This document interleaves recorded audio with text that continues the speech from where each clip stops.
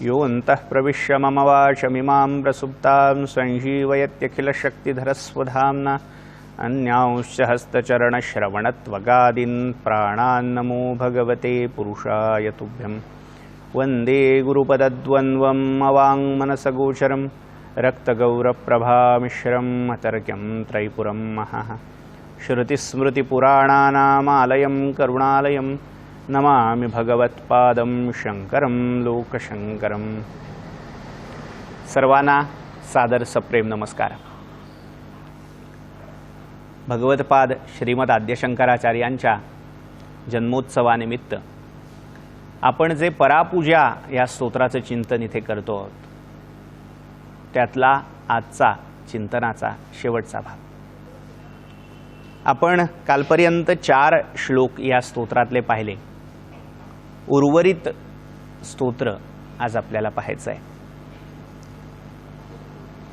आवाहन, अर्घ्य, पाद्य, आचमनीय, स्नान, भूषा, अलंकार, वस्त्र, यज्ञोपवीत हे सगळे उपचार कसे त्या परमात्म्याला पुरेसे नाहीत, तिथे ते कसे उपपन्न होत नाहीत हे आपण कालच्या भागामध्ये पाहिलं।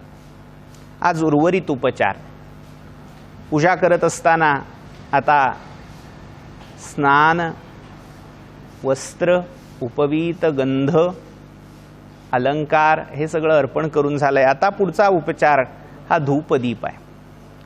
निरंजनस्य किं धूपैर दीपैर्वा सर्वसाक्षिणः निजानंदैकतृप्तस्य नैवेद्यम किं भवेद्य।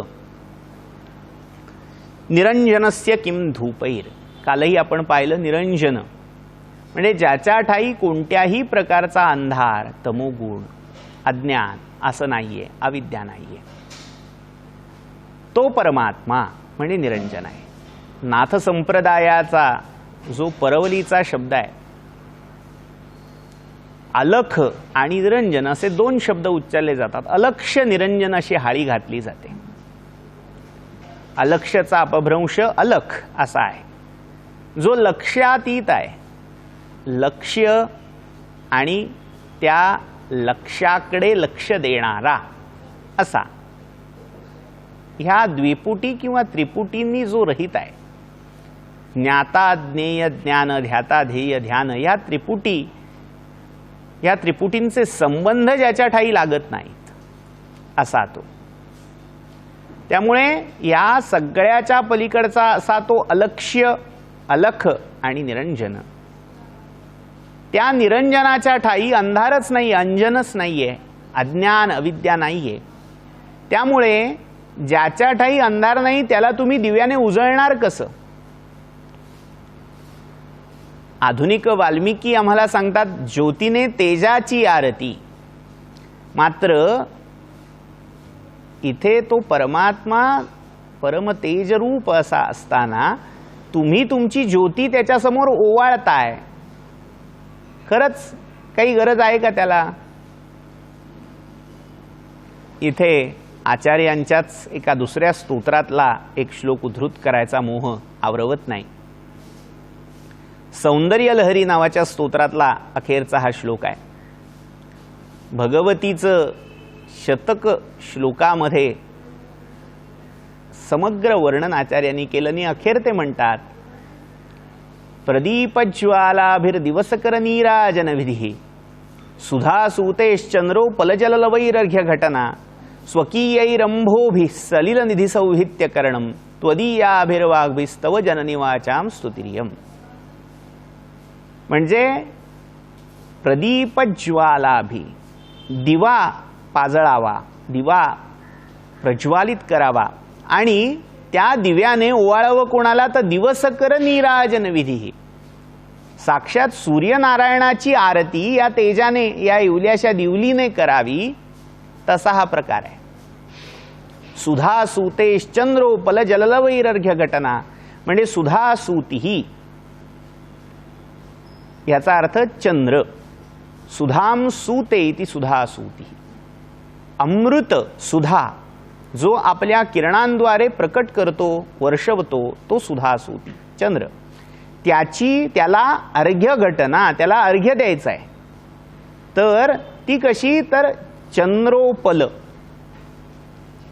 उपल म्हणजे शिळा, चंद्रोपल म्हणजे चंद्रशिळा, चंद्रकांत नावाचं एक उपरत्न सांगितलेलं आहे. या स्फटिक कुळातल्या या चंद्रकांत मण्याच्या अंतरंगातून जेव्हा हा कवी संकेत आहे, कवी समय असं म्हटलं जातं, त्या कवी संकेतानुसार जेव्हा पौर्णिमेची चंद्रकिरण या चंद्रकांत मण्यावर पडतात तेव्हा त्याच्या आतून एक स्रवायला लागतो, द्रव पदार्थ, रस निष्पत्ती व्हायला लागते. आणि त्या चंद्रकांत मण्यातून निघालेल्या स्रावाद्वारे चंद्राला अर्घ्य अर्पित केलं जातं.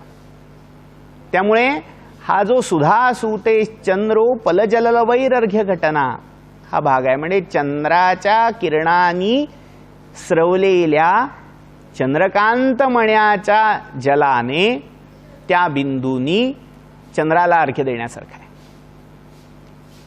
सुधासूतेश्चंद्रोपलजलवैरर्घ्य घटना स्वकीयैरंभोभिः सलिलनिधिसौहित्यकरणम्.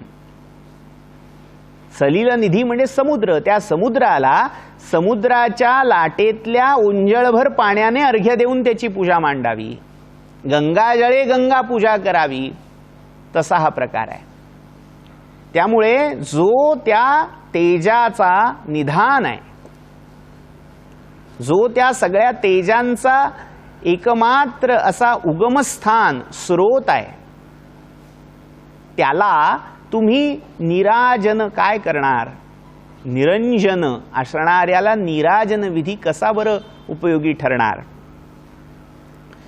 धूपैर दीपैर्वा सर्वसाक्षिणः, जो सर्वसाक्षी आहे, सगळीकडे सगळ्या कृतींना तो द्रष्टा होऊन पाहतोय, प्रत्येकाच्या अंतरंगात तो जागा आहे. आणि असं असताना तुम्ही त्याला धूपदीप अर्पण करताय. दिवा कशासाठी, त्याला उजळवण्यासाठी किंवा काही त्याला दाखवण्यासाठी, प्रकाश पाडण्यासाठी. खरंच त्या दिव्याची त्याला गरज आहे का? किंवा धूप, पुन्हा गंध आला, त्याला सुगंधी करण्यासाठी, अरे तो इतका सुगंधी आहे, तुम्ही काय त्याला सुगंध देणार, तुम्ही काय त्याला सुगंधी करणार.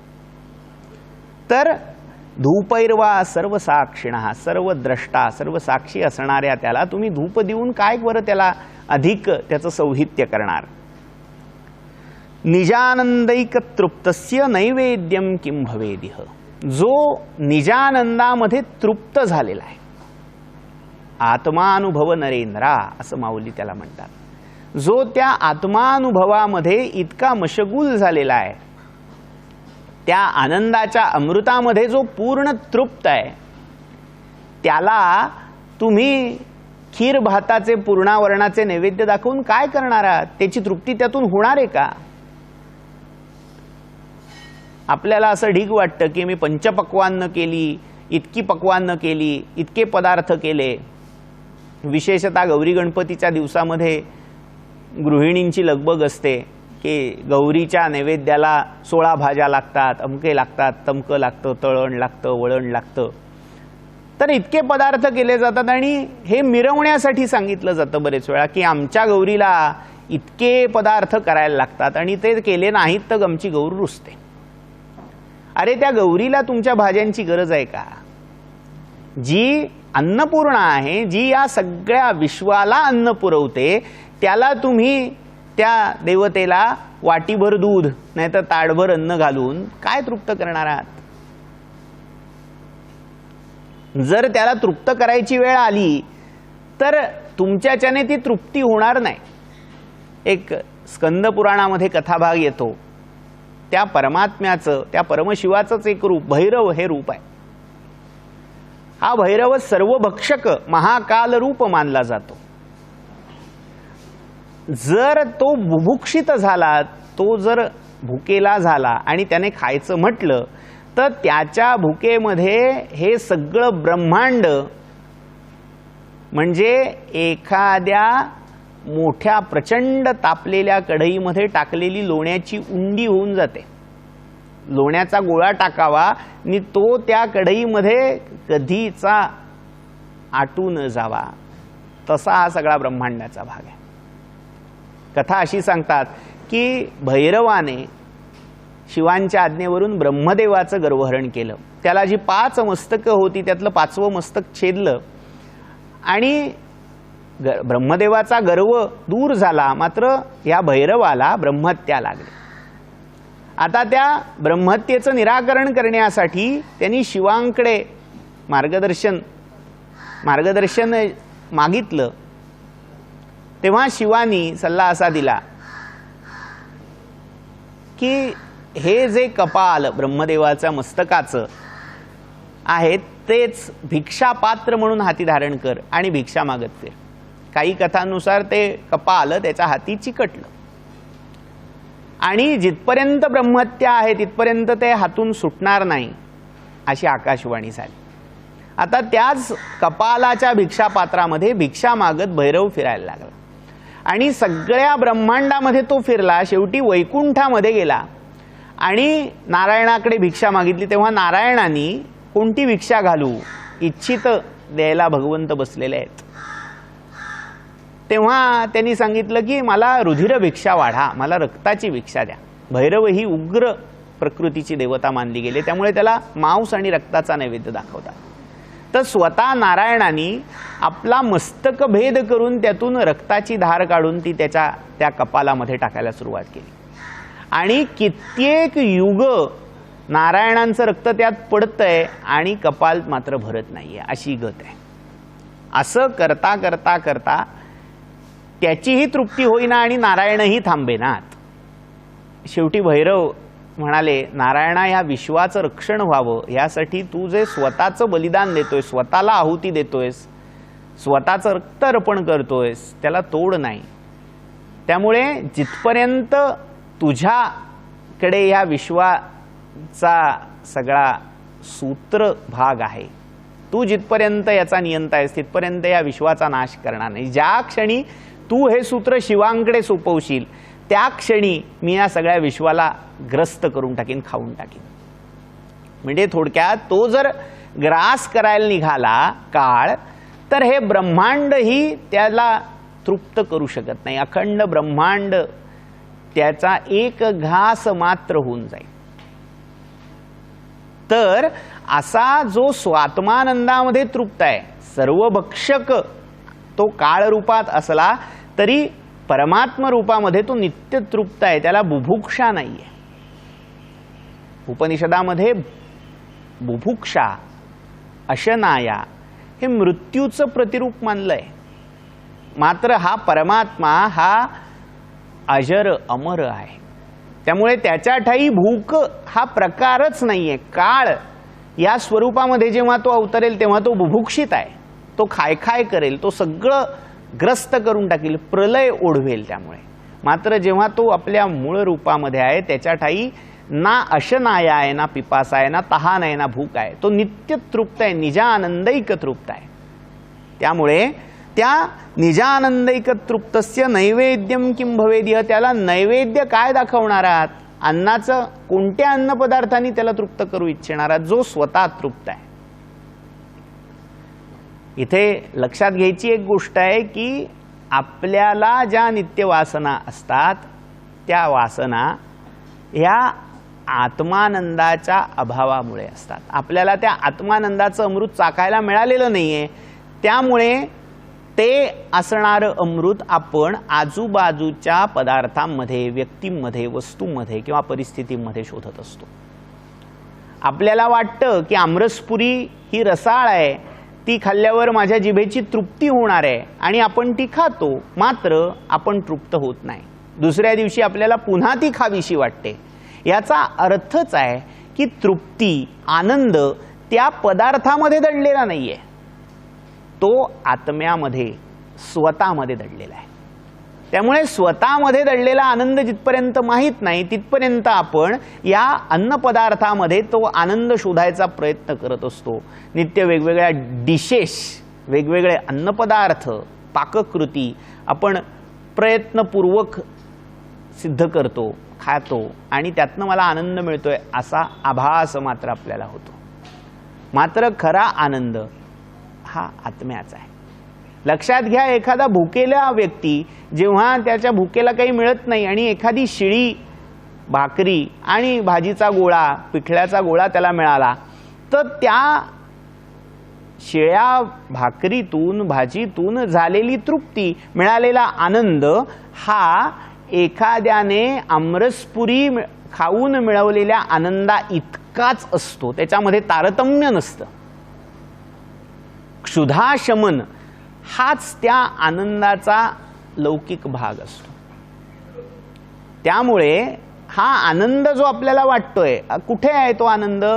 जिभेचा तो भाग, 1 इंच जिभेचं अग्र सोडलं तर पुढे आमरसपुरी आणि शिळी भाजी भाकरी ही सारखीच होऊन गेलेली असते. त्यामुळे आपल्याला जो आनंद, आपल्याला जे अमृत वेगवेगळ्या अन्नपदार्थांमध्ये आहे असं वाटतं, ते खरं त्याच्यात नसतंच, ते आत्म्याठायी असतं. सभवती दरिद्रो यस्य तृष्णा विशाला मनसीच्या परितुष्टे कोर्थवान को दरिद्रहा, असं नीतिशतक आम्हाला सांगतं. एकदा मन तृप्त झालं, एकदा आत्मतृप्ती आली, आत्मसंतोष प्राप्त झाला की कोणताही पदार्थ असो वा नसो, लाभो न लाभो, अतृप्ती राहत नाही. नित्यतृप्त अशी अवस्था होते. आणि अशा नित्यतृप्त सिद्धांचाही जो परमसिद्ध आहे, सिद्धांची जी परमसिद्धी आहे तो परमात्मा, त्याला तुमच्या नैवेद्याचं, तुमच्या वाढलेल्या ताटाचं काय प्रयोजन असणार? विश्वानंदयितुस्तस्य किम तांबूलम प्रकल्पते. अन्न झाल्यानंतर तांबूल अर्पण केला जातो. विडा विडा घ्या हो नारायणा, कृष्ण जगत जीवना, विनविते रखुमाई. विड्याची पदं आपण अनेक मंदिरामध्ये ऐकत असू. विडा अर्पण केला जातो. विडा का? तर झालेलं भोजन पचावं, आनंद खरा मिळावा. विडा खाल्ल्यामुळे आपल्या जिव्हेवरचे जे रसस्रोत असतात, ज्याच्यामुळे आपल्याला ती रसाची अनुभूती येते, चव कळते, ते त्या पानाच्या, तांबूलाच्या भक्षणामुळे स्वच्छ होतात. आणि अन्नाची खरी चव, अन्नाचा खरा आनंद त्या पानामुळे द्विगुणित होतो. तर जो विश्वानंदयितुः, जो विश्वाला आनंद देणार आहे, विश्वाला चव देणार आहे. लक्षात घ्या, या विश्वामध्ये जी काही गोष्ट आनंदाची आहे असं वाटतंय, सुख ज्याच्या ठाई आहे त्याच्या ठाई तो परमात्मा दडलेला आहे. प्रत्येक गोष्टीतली चव ही त्या परमात्म्यामुळे आहे. परमात्मा नसेल तर तो पदार्थ बेचव होईल. उत्तर प्रदेशामध्ये किंवा मध्य प्रदेशातल्या काही भागामध्ये मिठाला रामरस असा शब्द वापरतात. या रामरस शब्दामध्ये एक खूप मोठी दृष्टी दडलेली आहे. मिठाशिवाय जसं कशालाही चव नसते, तसा राम या प्रत्येक रसामध्ये दडलाय. तो राम आहे म्हणून त्या सगळ्या रसांना अस्तित्व आहे.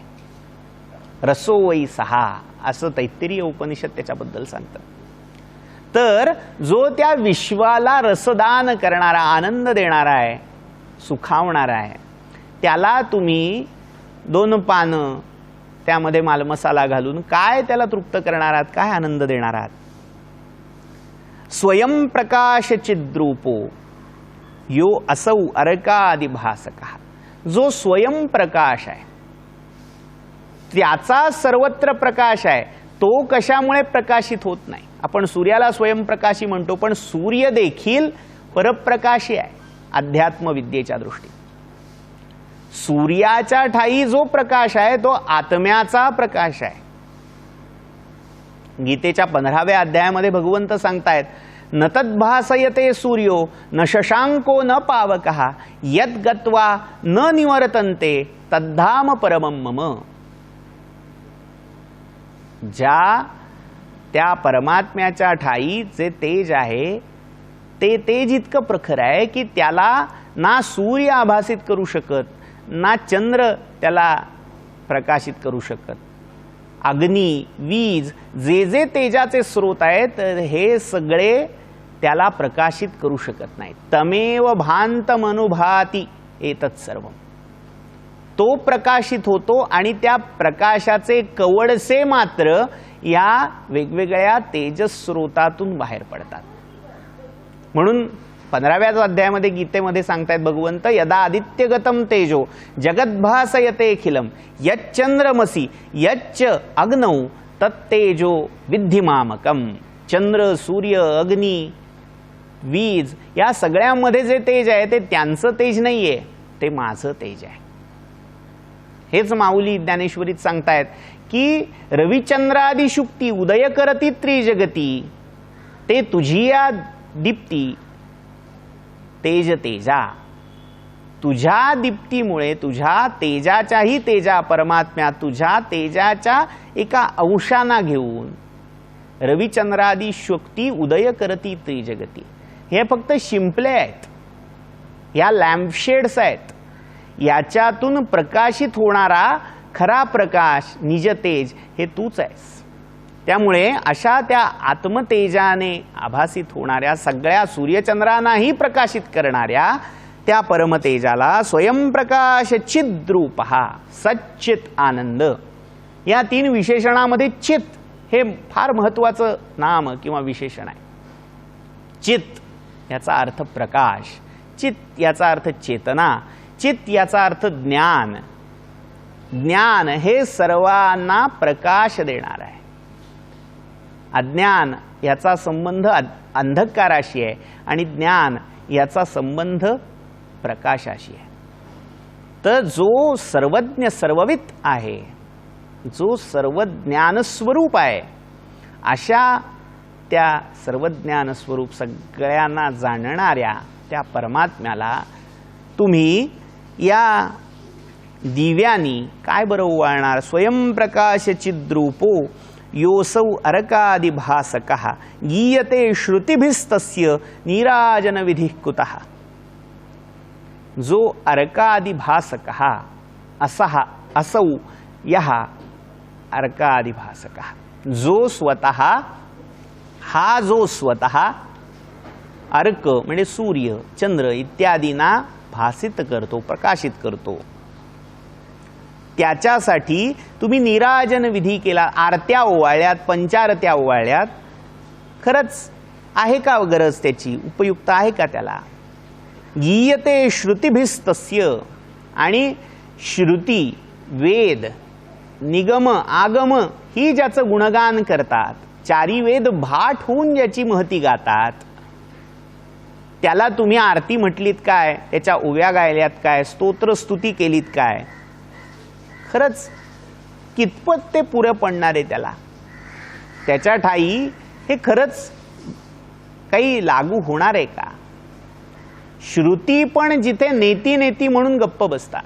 श्रुतींना भरवसा वाटतो की मी सांगेन, त्याचं वर्णन करेन, त्या प्रवृत्त होतात. मात्र त्यांच्या शेवटी असं लक्षात येतं की आम्ही सगळं सांगितलं, मात्र आम्ही जे सगळं सांगितलं तो परमात्मा हा त्याच्या पुढे अंघोळभर उरलाय.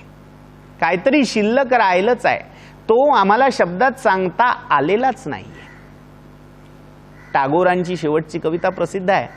आशय असा आहे की आयुष्यभर जे गीत गाण्याचा प्रयत्न करत होतो, त्या प्रयत्नामधले सगळे चुकलेले प्रयत्न म्हणजे माझ्या सगळ्या आयुष्यभराच्या कविता आहेत. आज जे गातोय ते खरं आहे, मात्र ते गाणं ही खरं नाहीये. कारण जे शब्दात सांगितलं जातं ते ब्रह्म असूच शकत नाही, ते परमात्म तत्व असूच शकत नाही. नेदम यदिदम उपासते असं केनोपनिषद सांगतं.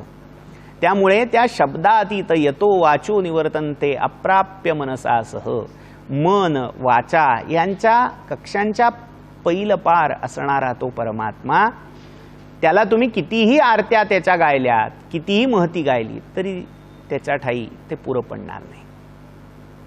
प्रदक्षिणम अनंतस्य प्रणामोद्वय वस्तुनः वेदवाचामवेद्यस्य किं वा स्तोत्रम विधीयते. जो अनंत आहे, ज्याला कुठे थांग पत्ता नाहीये, ज्याचा अंत नाहीये, त्याची तुम्ही प्रदक्षिणा करणार तरी कशी. प्रदक्षिणा आपण कोणाची करतो, ज्याचा आकार मर्यादित आहे.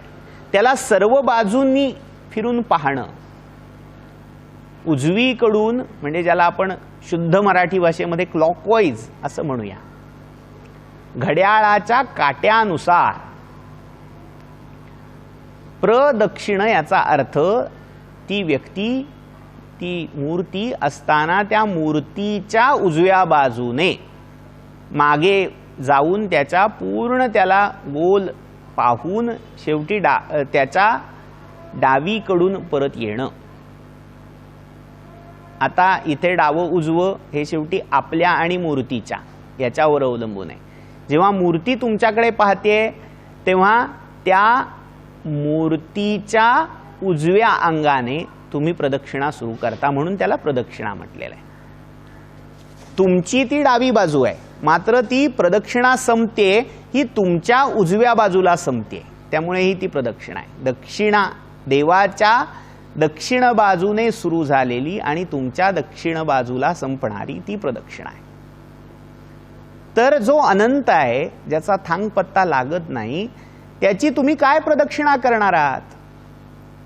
जर शिवमंदिरात आपण गेलो तर शिवाची पूर्ण परिक्रमा केली जात नाही, कायम अर्धी ठेवली जाते. कारण त्या मागे संकेत हाच आहे की शिव हा अनंत आहे, त्याचा थांगपत्ता कोणाला लागलेला नाही. लिंगोद्भवाची जी कथा पुराणामध्ये सांगितली जाते, एक प्रचंड ब्रह्मांड व्यापक अशी तेजस शलाका किंवा तेजस्तंभ, वेदामध्ये ज्याला स्कंभ असा शब्द आहे, तो प्रकट झाला आणि त्याचा आरंभ आणि अंत, ऊर्ध्व बिंदू आणि अधो बिंदू हा पाहण्यासाठी स्वतः ब्रह्मा आणि विष्णू हे दोन्ही दिशांना गेले. ब्रह्मा हंस झाले आणि ते वर गेले आणि विष्णू वराह होऊन अधो दिशेला गेले, मात्र कोणालाही त्याचा अंत लागला नाही.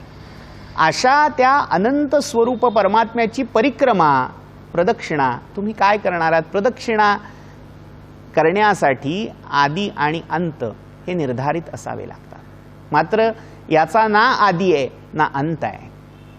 त्यामुळे प्रदक्षिणा सुरू करायची झाली, तुम्ही कुठून करणार? प्रणामो द्वय वस्तुनः, प्रणाम हा दुसरा असेल त्याला केला जातो. अभिवादन करण्यासाठी समोर व्यक्ती असायला लागते, मात्र समोर आणि पाहणारा हे दोघं वेगळे नाहीच आहेत, अद्वय आहेत. द्वय, अद्वैत आणि अद्वय हे दोन वेगळे शब्द आहेत. द्वित्व, दोन असण्याचा भाव, हे द्वैत शब्दातून सांगितलं जातं आणि दोन असणं हे द्वय शब्दातून सांगितलं जातं. एक वेळ दोन नसला तरी दोन आहे असं वाटू शकतं. म्हणजे जसं एक तंतू आहे, तो उभा आणि आडवा झाला की हा उभा तंतूनी हा आडवा तंतू, हे द्वैत, द्वित्व तिथे दाखवता येतं. मात्र तिथे तंतू हा दोन नसतो, तंतू एकच असतो, ते अद्वय आहे. त्यामुळे अद्वय अशा त्या आत्मवस्तूच्या ठाई, अद्वय अशा त्या परमात्म्याच्या ठाई तुम्ही नमस्कार करायला गेलात तर नमस्कार करणार, हात जोडणार, माथा टेकणार कोणापुढे?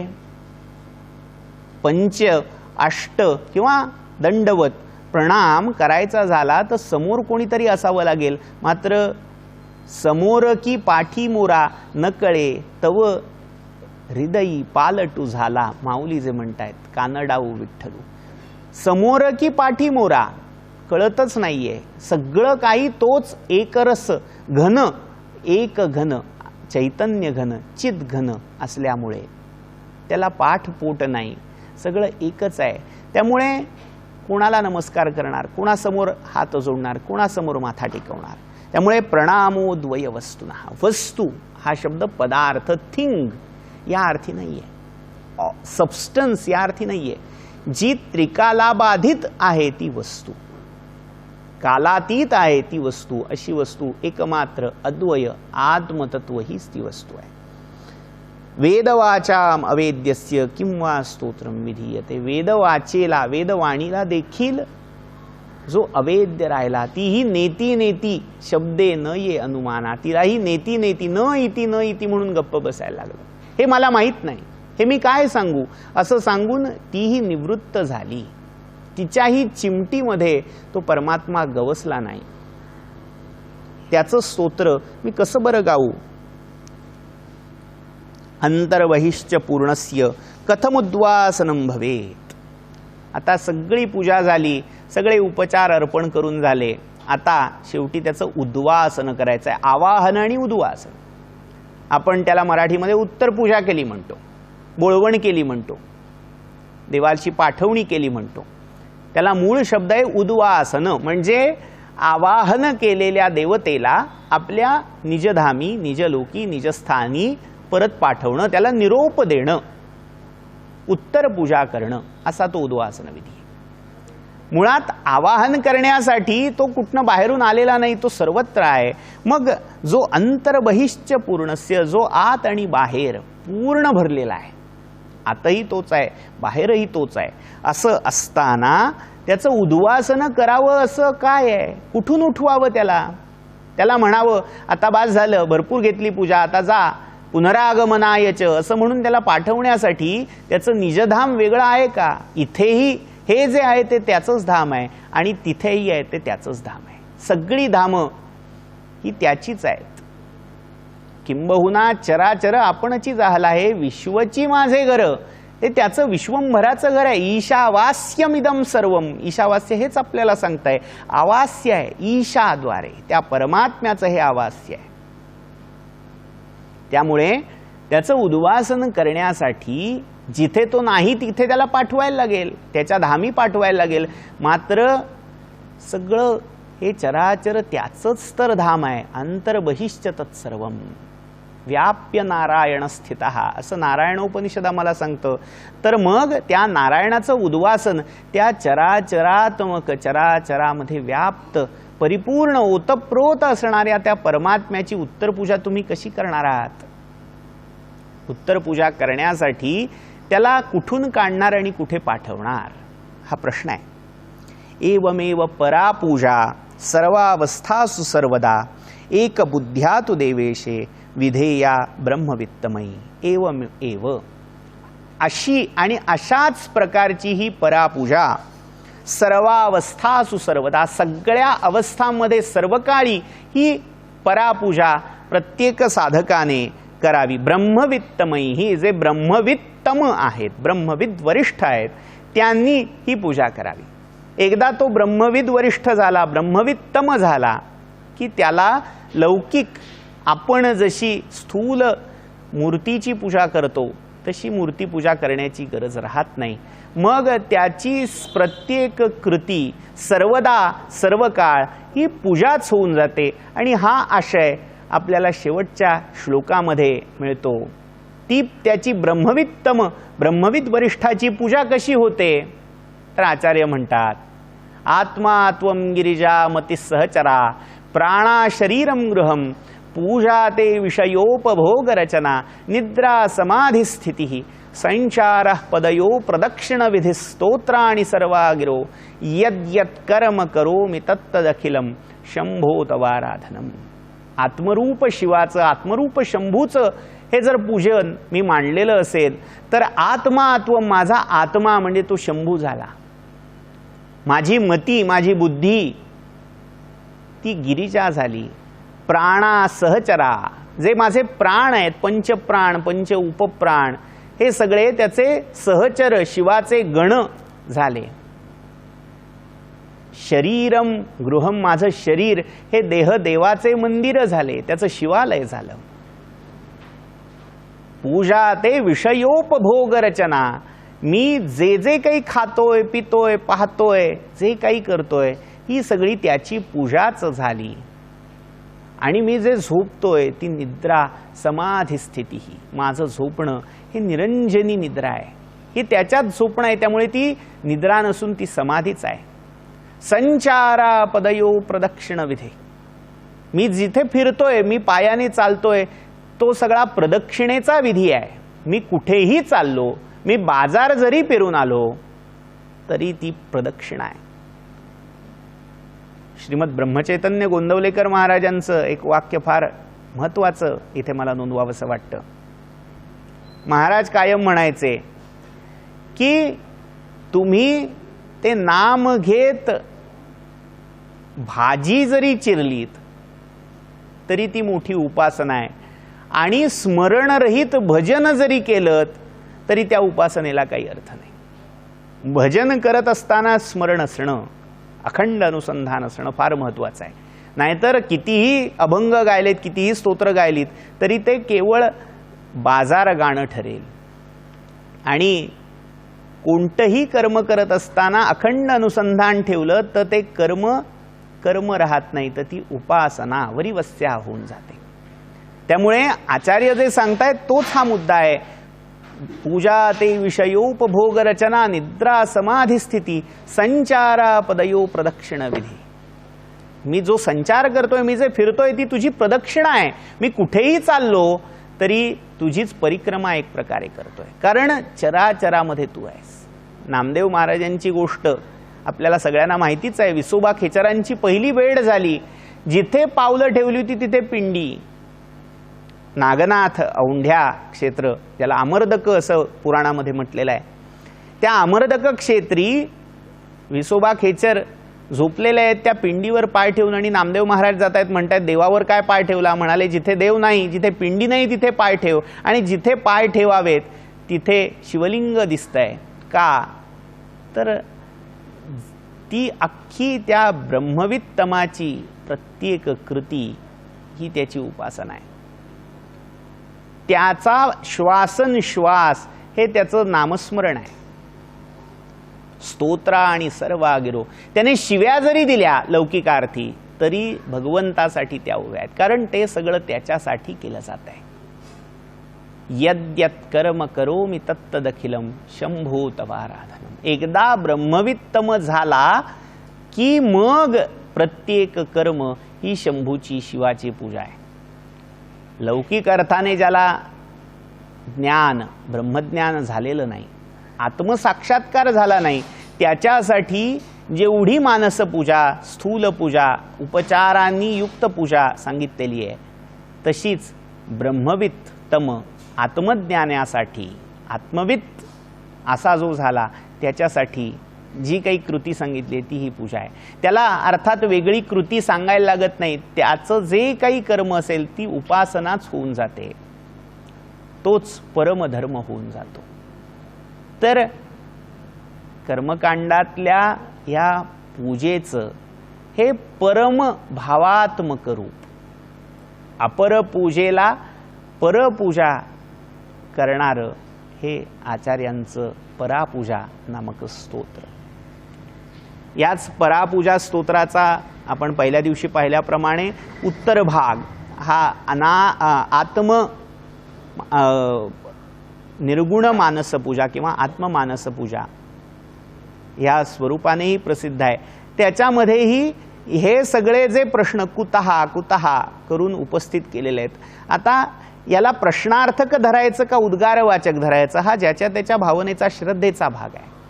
परापूजा हे स्तोत्र जर धरलं आपण गृहीत तर तो उद्गारवाचकाचा भाग. कुतः याचा अर्थ खरंच उपयुक्त आहे का, म्हणजे तो त्या सगळ्या उपचारांच्या पलीकडचा आहे, निरुपचार आहे हे सांगण्यासाठी ते क प्रधान शब्द, प्रश्नार्थक शब्द हे उद्गारार्थी, एक्सक्लमेटरी असे आलेले आहेत. आणि निर्गुण मानस पूजेमध्ये तो पूर्व पक्ष धरून त्याची उत्तरं म्हणून पुढचा गुरुरुवाच असा भाग सुरू होतो. अर्थात आपण आपला तो प्रकृत प्रक्रम नव्हता, त्यामुळे आपण तिकडे वळणार नाही आहोत. मात्र एक असंही ह्या स्तोत्राच्या पाठामधलं अन्य रूप आहे हे कळावं यासाठी हे इथे उद्धृत केलं. या आत्म्याचं जे व्यापक असं रूप आहे त्याची उपासना कोणत्याही जीवाच्या, जो मर्यादित आहे, एकदेशी आहे, त्याच्याकडून होणंच शक्य नाही. आणि जी काही उपासना होते त्याची मर्यादा लक्षात घेऊन प्रत्येक जीवाने, प्रत्येक साधकाने त्या सगळ्या उपचारांना शेवटी इदन्न मम तत्सत ब्रह्मार्पणमस्तु म्हणून त्याच्या ठाई अर्पण करायचं आहे. आणि ती अर्पणाची बुद्धी, अर्पण भावना, समर्पण, आत्मनिवेदन हे साधावं यासाठी हे परापूजा स्तोत्र आचार्यांनी आपल्याला प्रदान केलेलं आहे. आपण गेले 3 दिवस या स्तोत्राचा यथाकथनचित हा विमर्श घेण्याचा प्रयत्न केलेला आहे. याच्यामध्ये काही स्खलनं झालेली असू शकतात, त्याबद्दल सर्वांचा क्षमाप्रार्थी आहे. जे काही चांगलं आहे ते जरूर स्वीकारावं, जे प्रिय आहे ते जरूर स्वीकारावं आणि अशी ही परापूजा करण्याचा नित्य प्रयत्न आपण करावा. परापूजा जिथपर्यंत ते परमज्ञान झालेलं नाही तिथपर्यंत करणं शक्य नाही. मात्र आपण जी लौकिकार्थाने पूजा करतो ती पूजा शेवटी त्या पूजेचं पर्यवसान या परापूजेत करायचंय हे भान, ही जाणीव ठेवून ते करावं. म्हणजे निश्चितच एक दिवस आचार्यांच्या सद्गुरूंच्या त्या आत्मरूप शिवाच्या कृपेने तो आत्मसाक्षात्कार, परमात्म साक्षात्कार झाल्या वाचून राहणार नाही. झालेली ही वाङ्मयी सेवा शिवस्वरूप आचार्यांच्या ठाई चरणी अर्पण करतो आणि या वाग्विस्तराला इथेच पूर्णविराम देतो. इत्येषा वाङ्मयी पूजा श्रीमच्छंकरपादयोः अर्पिता तेन देवेश प्रियतां मे सदाशिवः. तव तत्त्वं न जानामि कीदृशोऽसि महेश्वर, यादृशोऽसि महादेव, तादृशाय नमो नमः. भगवत्पाद श्रीमदाद्य शंकराचार्य महाराज की जय.